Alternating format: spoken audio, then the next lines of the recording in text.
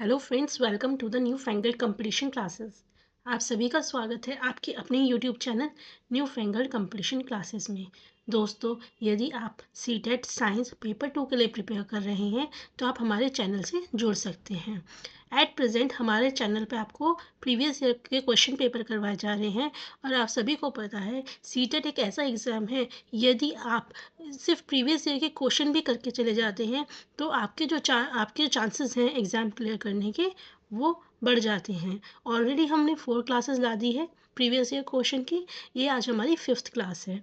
तो गाइस, अगर आप सीटेट दिसंबर के लिए प्रिपेयर कर रहे हैं तो जल्दी से हमारा चैनल सब्सक्राइब कर लीजिए और अगर वीडियो अच्छी लगे तो लाइक सब्सक्राइब शेयर ज़रूर कीजिएगा। चलिए स्टार्ट करते हैं आज के क्वेश्चन से। क्वेश्चन कहा गया है, identify the statement that are false. पहले ध्यान दीजिए क्या कहा गया है, फॉल्स, यानी कि हमें ये बताना है कि इसमें से कौन सा स्टेटमेंट गलत है। को पहला है, charge becomes used up as it flows through a circuit. ये कहते हैं कि भाई ये सर्किट है हमारा, ठीक। तो ये जो चार्ज हमारा जाता है इस तरीके से, तो ये कहते हैं ये चार्ज ना ख़त्म हो जाता है जैसे जैसे वो आपका सर्किट में जाता है। तो बेटा हमेशा याद रखिएगा, चार्ज यूज़ अप नहीं होता, बैटरी यूज़ अप होती है, ठीक है। चार्ज कभी यूज़ अप नहीं होता, चार्ज हमेशा कंजर्व रहता है, ठीक है। चार्ज हमेशा कंजर्व रहता है, अगर यूज़ होती है तो वो ये बैटरी होती है, करेक्ट। तो हमें पता चल गया बेटा हमारा पहला ऑप्शन ए गलत है, ठीक। नेक्स्ट करते हैं, charge flows through a circuit eight a very high speed. तो बेटा ये स्टेटमेंट भी आपका गलत है। क्यों है? देखिए, जो चार्ज होते हैं ना वो तो स्लो स्पीड पर ही चलते हैं, ठीक है। जो चार्ज होते हैं वो उनकी जो स्पीड होती है वो कम होती है, लेकिन जैसे ही हम इसके अंदर बैटरी को अटैच कर देते हैं तो आपके इसके अंदर जो चार्ज होते हैं वो करंट का फॉर्म ले लेते हैं या फिर वोल्टेज का फॉर्म ले लेते हैं। और जो करंट और वोल्टेज की जो स्पीड होती है वो तेज़ होती है, वो फास्ट होती है, ना कि चार्ज की। तो आपका ऑप्शन नंबर बी भी गलत है। नेक्स्ट है, a light bulb transform electrical energy of a moving charge into other form of energy. ये कहते हैं लाइट बल्ब होता है वो इलेक्ट्रिकल एनर्जी को दूसरी एनर्जी में चेंज करता है। बिल्कुल सही बात है। कौन सी एनर्जी में चेंज करता है बेटा? लाइट एनर्जी में, ठीक। हमारी जो इलेक्ट्रिकल एनर्जी आती है वो किस में चेंज हो जाती है? लाइट एनर्जी में। तो ये बात तो बिल्कुल सही है। नेक्स्ट है, the charge carriers in wire are simply electron possessed by atom that make up the wire। ये कहते हैं कि हमारे जो चार्ज कैरियर होते हैं वायर में वो बेसिकली होते क्या हैं? वो वही इलेक्ट्रॉन होते हैं जो जिसकी वो वायर बनी होती है। तो ये बात बिल्कुल ठीक है। तो बेटा आपके इन दोनों में गलत कौन से हुए? Option number A and B, यानी कि ऑप्शन नंबर 1। चलिए नेक्स्ट क्वेश्चन की तरफ चलते हैं।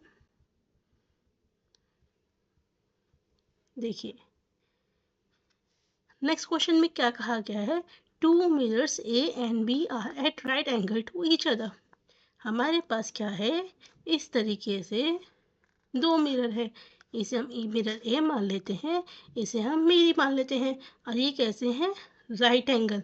और राइट एंगल का मतलब आपको पता है कि दोनों के बीच में कितने डिग्री का एंगल होगा? 90 डिग्री का। If a ray of light strikes mirror A at 30 degree, ये कहते हैं टू द नॉर्मल, ठीक।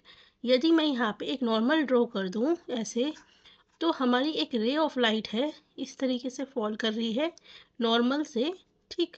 और ये कितने का एंगल बना रही है? 30 डिग्री का। फिर ये कहते हैं कि उसके बाद वो स्ट्राइक करती है रिफ्लेक्शन के बाद इस तरीके से मिरर बी पे, ठीक। तो इधर भी मैं नॉर्मल बना सकती हूँ, करेक्ट। तो हमें बताना है दोनों का एंगल क्या होगा। तो बेटा आपको पता है angle of incidence is equal to angle of reflection. ये क्या है हमारा? एंगल ऑफ इंसिडेंस, यानी कि जितना एंगल ऑफ इंसिडेंस होता है उतना ही हमारा क्या होता है? एंगल ऑफ रिफ्लेक्शन, ठीक। तो हमारा मिरर ए से कितने डिग्री का एंगल बनेगा बेटा? 30 डिग्री का, ठीक। अब जब यहाँ पे बेटा 30 डिग्री का है और आपको ये बात पता है कि जब दो पैरेलल लाइंस होती हैं, इस तरीके से पैरेलल लाइन होती है और ऐसे ट्रांसवर्सल मान लो एक जा रही है, तो इसके जो अपोजिट एंगल होते हैं वो कैसे होते हैं, इक्वल। तो यहाँ पे भी तो कुछ ऐसे ही हो रही है, हमने नॉर्मल खींची तो ये दोनों लाइन पैरेलल, ये ट्रांसवर्सल, तो ये 30 डिग्री है, तो ये भी कितना होगा 30 डिग्री। और आपको पता है नॉर्मल कितने पे होता है, 90 डिग्री पे, तो हमारा ये वाला एंगल कितना हुआ 60 डिग्री। ठीक, तो जब आपको बेटा यहाँ पे एंगल ऑफ इंसिडेंस पता चल गया, तो आपको एंगल ऑफ रिफ्लेक्शन कितना हुआ 60 डिग्री। तो आपका सही ऑप्शन क्या हुआ बेटा, ऑप्शन नंबर 1, 30 डिग्री ए के लिए और 60 डिग्री आपका बी के लिए। ठीक,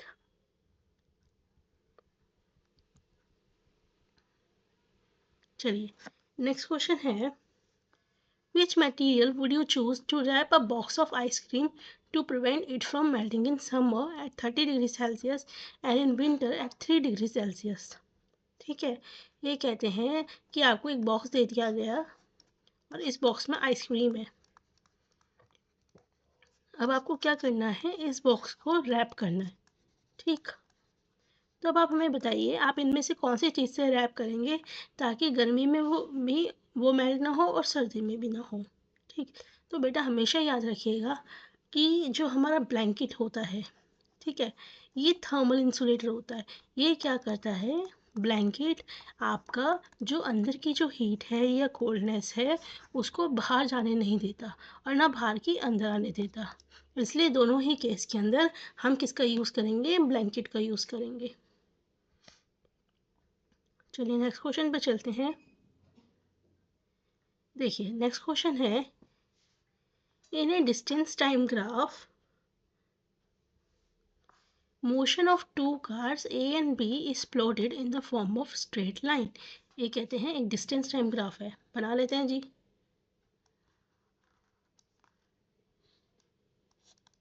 ठीक है, ये हमारा हम यहाँ डिस्टेंस ले लेते हैं, यहाँ हम टाइम ले लेते हैं।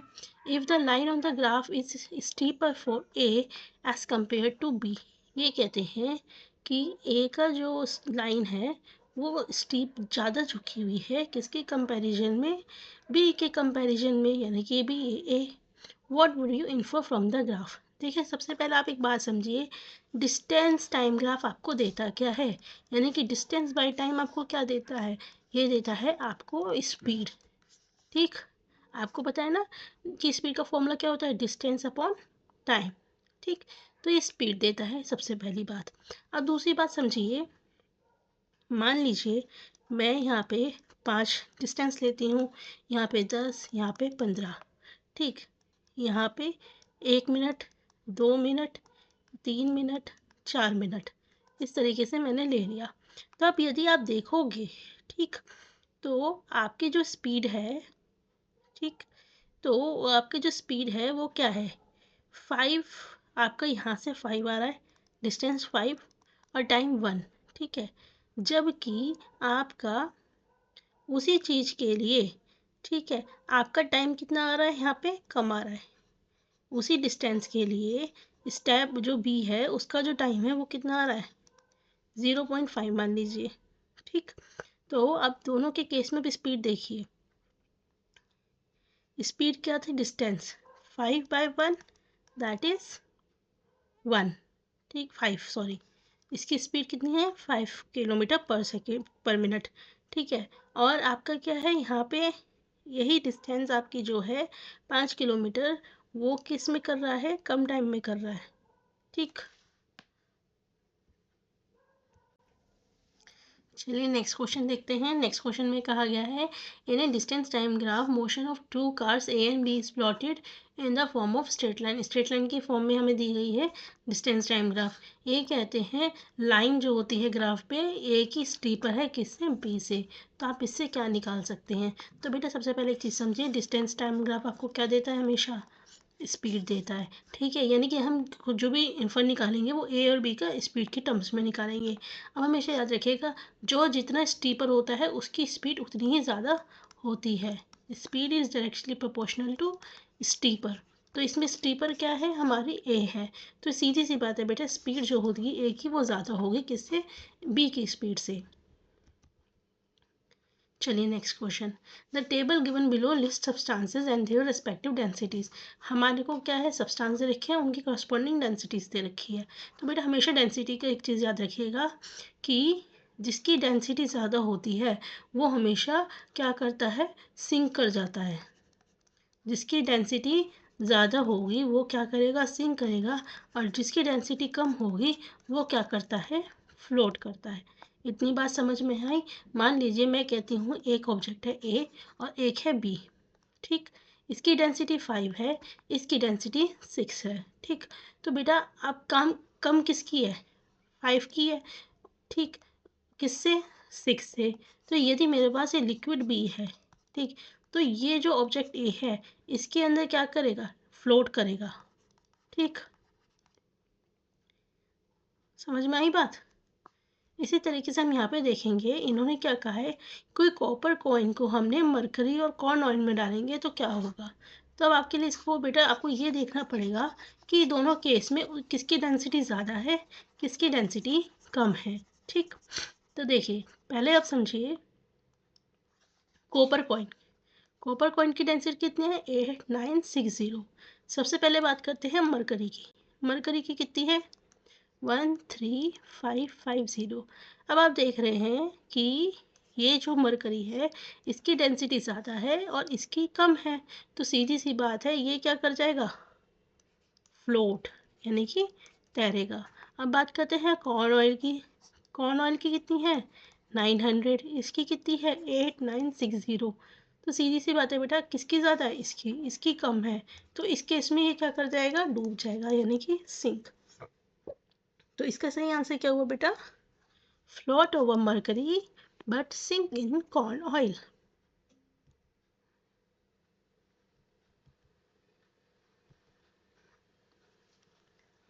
Next question, consider statement given below and choose the correct option. Assertion reason का क्वेश्चन है। Larger the amplitude of vibration louder the sound. बिल्कुल सही बात है, याद रखिएगा बेटा, एम्पलीट्यूड हमारी लाउडनेस से डायरेक्टली प्रोपोर्शनल होती है। Higher the frequency of vibration higher the pitch, ये भी बात बिल्कुल सही है बेटा, याद रखिएगा, फ्रीक्वेंसी भी हमारे पिच से डायरेक्टली प्रोपोर्शनल होती है। तो बेटा अगर आप देखेंगे तो उसने एजर्शन भी सही दिया, रीज़न भी सही दिया, लेकिन इनका आपस में कोई लिंकेज नहीं है। तो हमारा सही आंसर क्या होगा बेटा, कि दोनों चीज़ें सही है लेकिन करेक्ट एक्सप्लेनेशन नहीं है, ठीक। नेक्स्ट क्वेश्चन है, मिली टूक अ डिफ्लेटेड बैलून। मैंने कि एक बिना फूला हुआ बैलून लिया मिली ने और उसे क्या करा, एक बॉटल पे लगा दिया, ठीक है। इस तरीके से बॉटल पे उसने उस बैलून को लगा दिया। मान लीजिए बैलून है, इस तरीके से उसने लगा दिया। She then puts the glass bottle in a bath of boiling water. अब इसने क्या करा, इस बॉटल को एक पानी से भरा, गर्म पानी से भरा टब में रख दिया। There is a change in the shape of balloon. अभी जो बैलून की शेप है चेंज हो गई। ये एक्टिविटी क्या डेमोन्स्ट्रेट करती है, तो बेटा हमेशा एक चीज़ याद रखिएगा कि क्या होता है, हमारे इसके अंदर क्या है, मॉलिक्यूल्स है, क्या है, मॉलिक्यूल, ठीक। एयर में हमारे मॉलिक्यूल्स होते हैं। तो जब कभी भी हम इसे गर्म पानी में रखते हैं तो इनमें, इन मॉलिक्यूल्स में क्या आ जाती है, काइनेटिक एनर्जी। क्या आ जाती है, काइनेटिक एनर्जी। काइनेटिक एनर्जी की वजह से यह क्या करते हैं, जल्दी जल्दी मोशन करने लगते हैं, और जो आपके मॉलिक्यूल्स होते हैं वो क्या हो जाते हैं, एक्सपैंड हो जाते हैं, ठीक। तो बेटा इसका क्या कारण हुआ, heat causes inside air inside the bottle to expand, यानी कि इस बॉटल में जो एयर है वो क्या हो जाएगी, फैल जाएगी।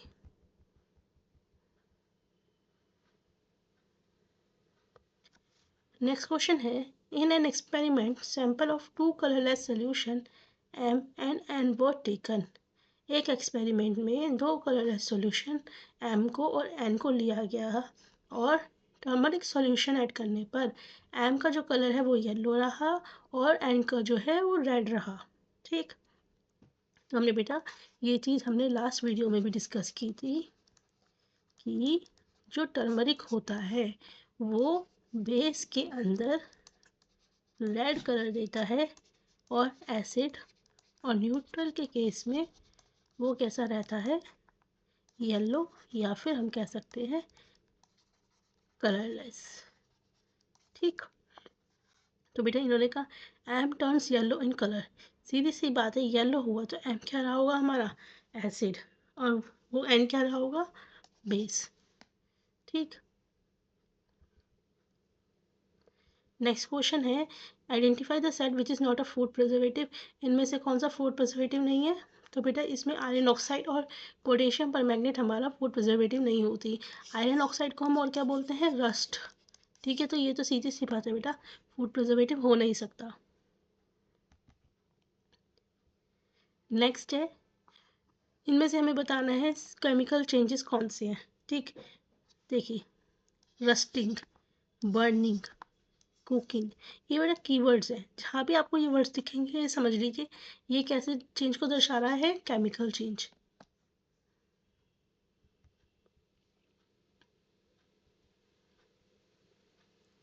नेक्स्ट असर्शन रीजन का क्वेश्चन है, if an iron blade is put in a copper sulphate solution. ये कहते हैं कि हमने कॉपर सल्फेट सोल्यूशन लिया, इसके अंदर हमने एक आयरन ब्लेड रखी, basically iron Fe plus CuSO4, correct. Copper will get deposited over the iron blade, तो कॉपर हमारा किस पे आ जाएगा, आयरन ब्लेड पे आ जाएगा। The reactivity of iron is greater than that of copper, hence copper is displaced from the copper sulphate solution. तो बेटा ये बातें दोनों ही सही है और जो रीज़न दे रखा है वो भी बिल्कुल सही है। क्या होता है कि रिएक्टिविटी सीरीज़ के अंदर आयरन जो होता है वो ज़्यादा स्ट्रॉन्ग होता है किससे, कॉपर से। इसकी वजह से क्या होता है कि वो क्या करता है, कॉपर को अपने सोल्यूशन से हटा देता है। ठीक,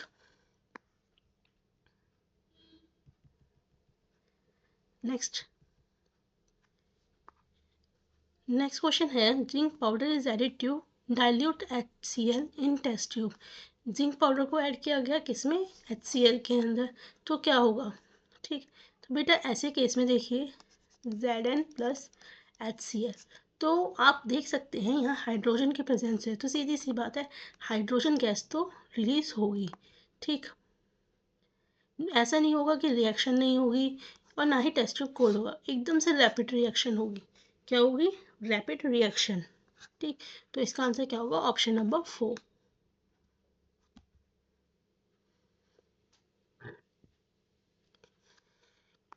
अब हमें क्या दिया गया है, identify the following in the context of digestion. Digestion के केस में हमें बताना है gets broken into simple sugar. तो बेटा आप सभी को पता है सिंपल शुगर में क्या चीज़ ब्रेक होती है, कार्बोहाइड्रेट।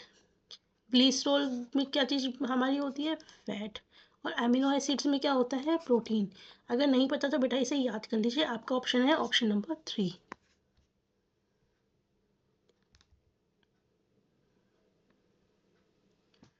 नेक्स्ट क्वेश्चन है which following are the some of the suggestion to save petrol diesel. हमें गलत वाला बताना है, इनमें से गलत क्या है। देखिए मॉडरेट स्पीड में चलाने से, ठीक है, हमारा डीजल का और पेट्रोल का सेव कर सकते हैं। टायर प्रेशर इज मॉडरेटली लो, बेटा ये वाला गलत है। मॉडरेटली लो नहीं होना चाहिए बल्कि हाई होना चाहिए, क्योंकि अगर आपका प्रेशर लो हो जाएगा तो वो क्या करेगा, पेट्रोल और डीजल को ज़्यादा कंज्यूम करेगा। तो हमारा इनकरेक्ट कौन सा है, ऑप्शन नंबर 2।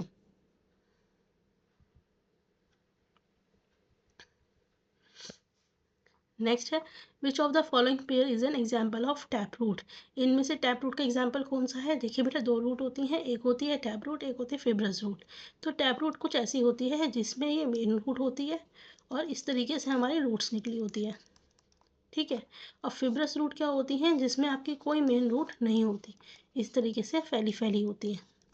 ये कैसी है, टैप रूट, ये है आपकी फिब्रस रूट। अब आप दोनों के डायग्राम से खुद ही बता सकते हैं कि इसका सही आंसर क्या होगा, टर्निप एंड टेपोका। ठीक,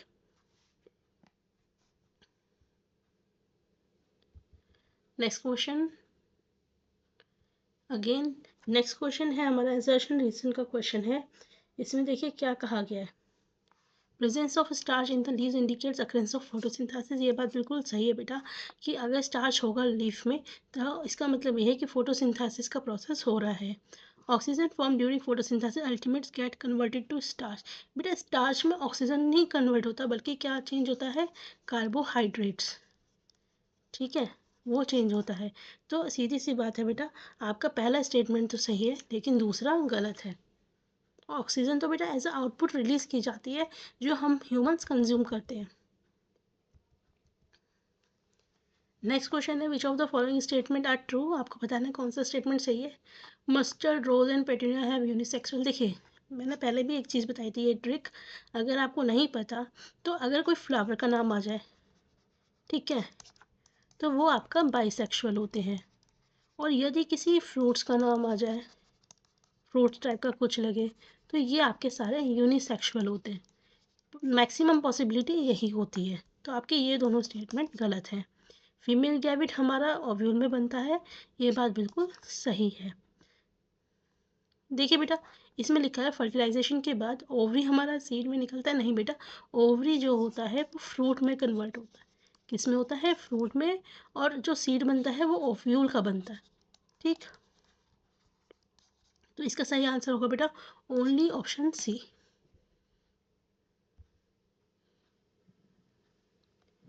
okay, next match the following है बेटा, इसकी मैंने आपको बताई थी ट्रिक याद करने के लिए। देखिए रस्ट, इसमें यू आ रहा है और फंजाई में भी क्या आ रहा है? यू आ रहा है। तो सीधी सी बात है इसका इससे मैच होगा।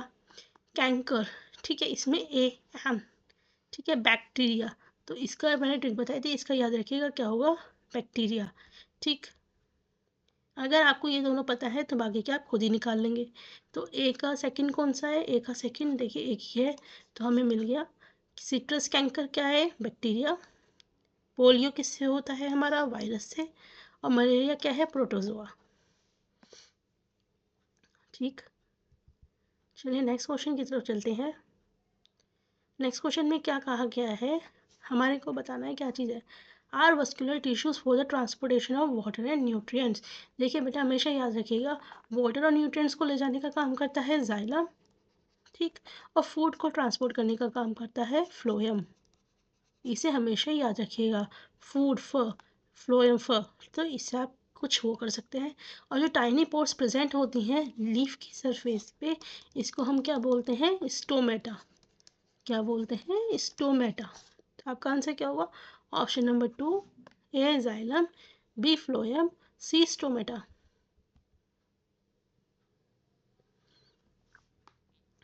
हमें बताना है which of the following is incorrect. इसको ध्यान से पढ़िएगा बेटा, करेक्ट पूछा है या इनकरेक्ट। बहुत से बच्चे इसी चक्कर में गलत करके आते हैं। तो आपको बताना है प्लांट और एनिमल सेल को जो बताया गया करेक्ट इनकरेक्ट कौन सा है। Cell membrane is present in both, ये बात सही है। Cell wall is absent in plant cell, नहीं बेटा, प्लांट सेल के अंदर आपकी सेल वॉल प्रेजेंट होती है, तो यही आपका इनकरेक्ट है। सो फ्रेंड्स, हमारे यहाँ से पेडोलॉजी के क्वेश्चन शुरू हो रहे हैं, ठीक है। हमारा पहला क्वेश्चन है कि इनमें से जो स्टेटमेंट दिए हुए हैं वो कौन से सही हैं about the nature of science. बेटा बहुत मोस्ट इंपॉर्टेंट टॉपिक है, नेचर ऑफ साइंस से हमारा क्वेश्चन लगता है। ठीक, चलिए पहले देखते हैं जितने भी साइंटिफिक आइडियाज़ हैं वो डिस्कवर्ड और टेस्ट किए जाते हैं कंट्रोल एक्सपेरिमेंट। देखिए बेटा, कंट्रोल एक्सपेरिमेंट मतलब है एक बंदित तरीके से, ठीक है, कि हमें इतना ही करना है, ऐसे ही करना है। तो बेटा डिस्कवरी तो कहीं से भी आ सकती है, कैसे भी आ सकती है, एक बंधित एक्सपेरिमेंट के द्वारा नहीं होती, तो ये स्टेटमेंट गलत है।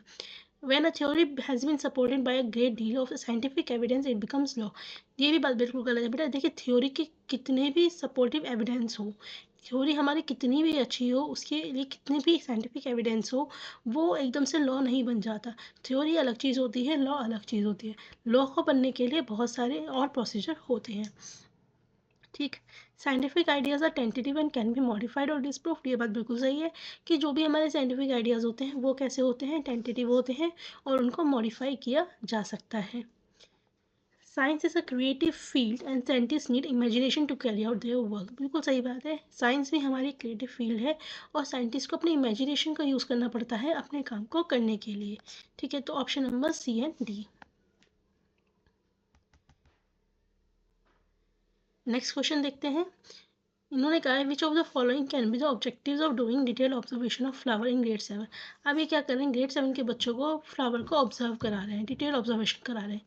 तो इसका कारण क्या हो सकता है कि फ्लावर के पार्ट को आइडेंटिफाई करना, बिल्कुल सही बात है। ठीक है, हमें एम्पैथी नहीं इंस्टिल करनी है, ठीक है, हमें एम्पैथी से कोई मतलब नहीं है। स्टूडेंट को पॉलिनेशन समझाना, ये भी बात सही है। डाइवर्सिटी ऑफ फ्लावर, बिल्कुल सही है। Observe xylem and phloem closely. देखिए बेटा 7th के जो स्टूडेंट होते हैं वो इस एज में जाइलम और फ्लोएम को नहीं समझ पाएंगे, ठीक है, उसको और डिटेल एनालिसिस करना पड़ेगा आगे जाके।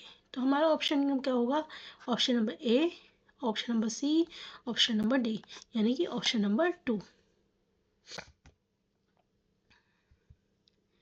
नेक्स्ट है ethical validity in science curriculum means, ठीक है। अपडेट देखिए वैलिडिटी से भी क्वेश्चन आता है ज़रूर, तो ये भी इम्पॉर्टेंट है, ठीक है। एथिकल, एथिकल मतलब सही गलत, ठीक। तो एथिकल का मतलब क्या हुआ कि हमें क्या करना है कि बच्चों के अंदर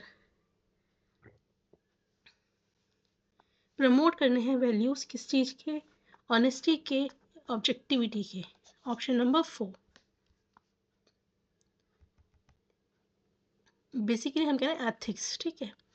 रौनक was given a task of watching the moon rise. Raunak को टास्क दिया गया कि आपको मून राइज देखना है अपने टेरेस से 15 दिन के लिए, और आपको बताना है कि उसके कौन कौन सी ऑब्जर्वेशन सही है। Moon rise from the east always after sunset, तो बेटा बिल्कुल सही बात है कि जो हमारी जो मून होता है वो सनसेट के बाद जो होता है ईस्ट, ईस्ट से राइज होता है। Moon time of the moon rise varies from day to day, बिल्कुल सही बात है कि जो टाइम होता है मून राइज का रोज अलग अलग होता है। साइज जो होता है illuminated part of the moon visible from decrease every new moon day, नहीं बेटा। देखिए पर्सनली ये चीज़ हो सकती है कि सही हो, लेकिन यहाँ पे बोला गया था कि स्टार्ट ही उसने न्यू मून डे से करा, तो इसलिए ये चीज़ गलत हो जाती है।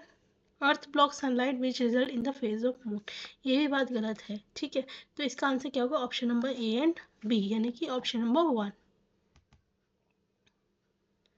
नेक्स्ट है Tahrir wants to identify conceptual gaps. देखिए जहाँ भी वर्ड कंसेप्चुअल आ जाए, ठीक, तो समझ जाइएगा वो किसकी बात कर रहे हैं, कंसेप्ट मैप की। किसकी बात कर रहे हैं, कंसेप्ट मैप की, क्योंकि हम कंसेप्चुअल अंडरस्टैंडिंग के कंसेप्चुअल जो गैप्स होते हैं वो कंसेप्ट मैप के यूज से ही करते हैं।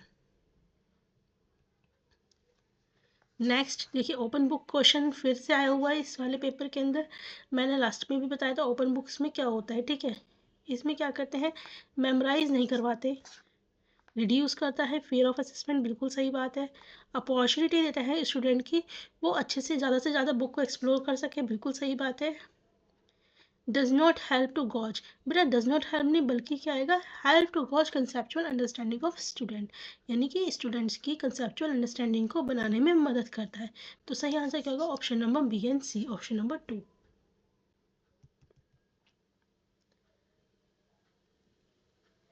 ओके सो ये कहानी दे रखी है, उसके बाद है what are the objective of science teaching learning that are fulfilled by including above in the text book. ये आपकी पूरी कहानी दे रखी है, अब बताना है कि टीचिंग लर्निंग जो है इसमें ऑब्जेक्टिव क्या है। हिस्टोरिकल पर्सपेक्टिव देना, देखिए बेटे जब हम किसी चीज़ की हिस्ट्री बता रहे हैं, ठीक है, तो हम क्या कर रहे हैं, हम डेवलप कर रहे हैं उसका हिस्टोरिकल पर्सपेक्टिव कि उस चीज़ का पहले क्या प्रभाव रहा होगा। जब तक हमें उसकी हिस्ट्री नहीं पता होगी आप उसका प्रेजेंट और फ्यूचर नहीं डिसाइड कर पाएंगे, ठीक। To develop an appreciation of how incident, बिल्कुल सही बात है कि इंसिडेंट और आइडियाज़ की वजह से ही हमारी क्या होती है, डिस्कवरी होती है नई चीज़ों की, ठीक। नेक्स्ट है कि to develop a holistic understanding of science, यानी कि संपूर्ण तरीके से पूरी तरीके से अंडरस्टैंडिंग देना साइंस का, बिल्कुल सही बात है। फन एंड बेटा फन के लिए कोई ना कर रहा है कोई काम, ठीक है, हम चीज़ों को समझने के लिए करते हैं, ठीक है, सीखने के लिए करते हैं। तो आपका आंसर क्या होगा, option number 4 A B C.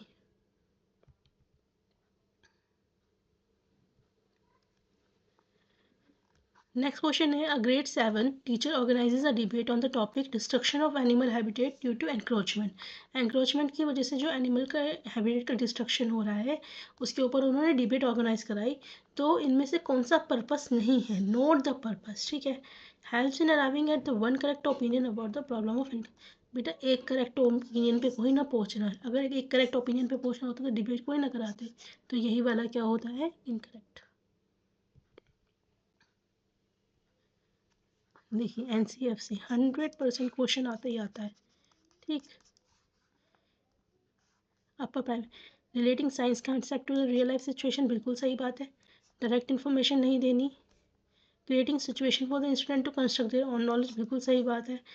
Doing only extended learning, नहीं बेटा एक्सटेंडेड एक्टिविटीज़ हमें नहीं करनी, B and C.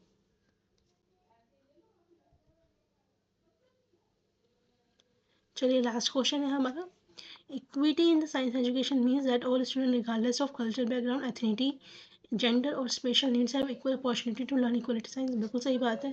The objective of science education is to prepare all student of modern equitable society. तो बेटा देखिए ये दोनों ही बातें आपकी क्या है, सही है, ठीक है, लेकिन ये इस बात की व्याख्या नहीं कर रहा, आपस में कोई रिलेशन नहीं है, बट अपने आप में सही है, ठीक है। तो ऑप्शन नंबर 2। सो गाइस, अगर वीडियो अच्छी लगे तो लाइक सब्सक्राइब शेयर जरूर कीजिएगा। मिलते हैं नेक्स्ट वीडियो में। थैंक